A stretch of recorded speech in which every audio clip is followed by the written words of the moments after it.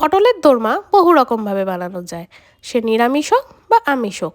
আমি যেভাবে নিরামিষ পটলের দোরমা বানিয়েছি আজ সেটাই আপনাদের সাথে শেয়ার করব। প্রথমে পটলের গাটা চেঁচে নিতে হবে, এরপর চামচের পেছন দিকের সাহায্যে এরমভাবে ফুটো করে পটলের পেট থেকে পটলের সমস্ত বীজ কিন্তু বার করে ফেলতে হবে। বীজ বার করার পর পটলের ভেতরটা যেন ঠিক এরকম লাগে। এরপর মশলার জন্য 2 চামচ জিরে, 1 চামচ ধনে, হলুদ গুঁড়ো, লঙ্কার গুঁড়ো জলে ভিজিয়ে রাখতে হবে। নুন হলুদ মাখিয়ে পটলটাকে ভেজে নিতে হবে। এক্ষেত্রে কিন্তু তেল একটু বেশি লাগবে।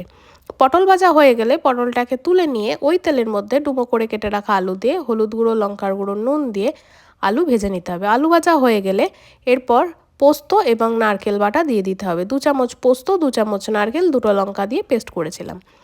এরপর যখন আলু পুরটা রেডি হয়ে ঠান্ডা হয়ে যাবে, সেই পুরটাকে পটলের মধ্যে কিন্তু দিয়ে দিতে হবে। পটলের ফাঁকা পেট যেন ভর্তি হয়ে যায়।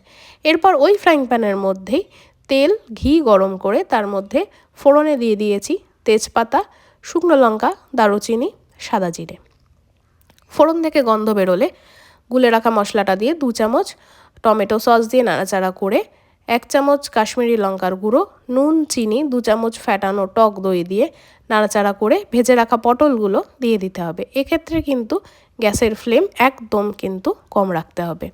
পটল যখন সেদ্ধ হয়ে আসবে এবং কড়াই থেকে দেখবেন তেল ছেড়ে আসছে, দেখুন একদম তেল ছেড়ে আসছে মশলা থেকে, এর মানে হচ্ছে গিয়ে কিন্তু দোরমা মোটামুটি রেডি।